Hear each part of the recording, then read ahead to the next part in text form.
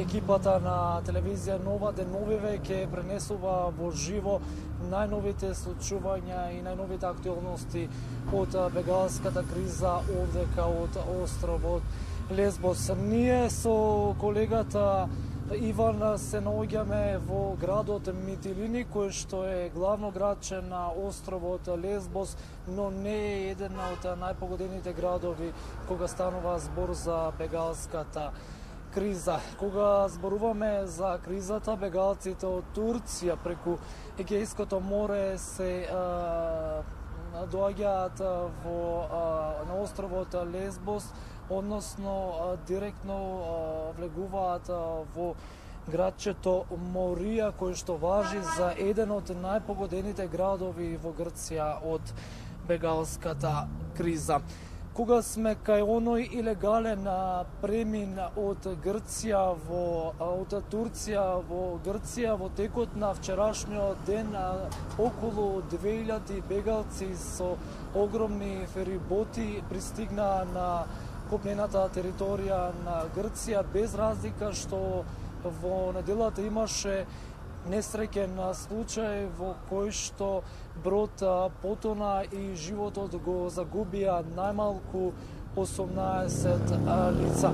Во моментов како што можам да забележам, паравоени бродови на Грција се подготвуваат за нивната смена, односно да го запазуваат крајбрежјето на Грција, да вршат контрола и да го спречат илегалниот премин во Грција. Како што и ти кажа, овдека во Лесбос веќе се чувствува пролетта, што значи дека ќе започне да доаѓа оној нов бран на бегалци за кој Европската унија стравуваше дека ќе започне пролетта. Така да можеме да заклучиме дека од текот на вчерашниот ден по тие 2000 бегалци кои што пристигнаа овде ќе продолжат да пристигнуваат и нови бегалци. Утрово кога доаѓавме на кај островот Лесбос, на самиот влез во Грција од Македонија, веднаш до градчето, првото градче во Грција, кај Поликастро, забележав дека оној камп на бегалци кој што телевизија Нова најавуваше дека веќе е поставено и ќе чека да премине на македонска граница, се додека не се промени одлуката на балканските држави, е се поголемо расте и сметам дека ќе престане да се шири откако Европската унија ќе донесе промени во транспортот на бегалци.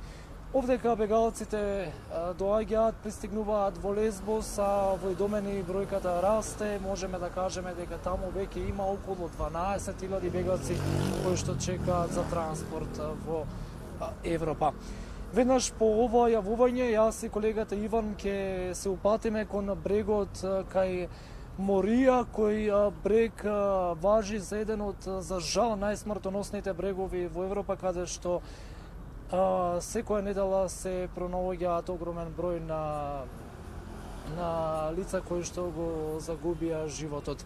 Разговарав со еден таксист кој што случајно не превезуваше и вели дека за разлика од пред неколку месеци кога доаѓале огромен број на бегалци кои што слободно се шетале по островот Лесбос, деновиве е мирно, тие се контролирани од полицијата и од војската на Фронтекс, така да жителите на оние околни градови но овде не спаѓа градот Морија, кој што го напоменам дека важи за еден од најпогодените градови. Останатите градови функционираат и дишат нормално како и пред бегалската криза.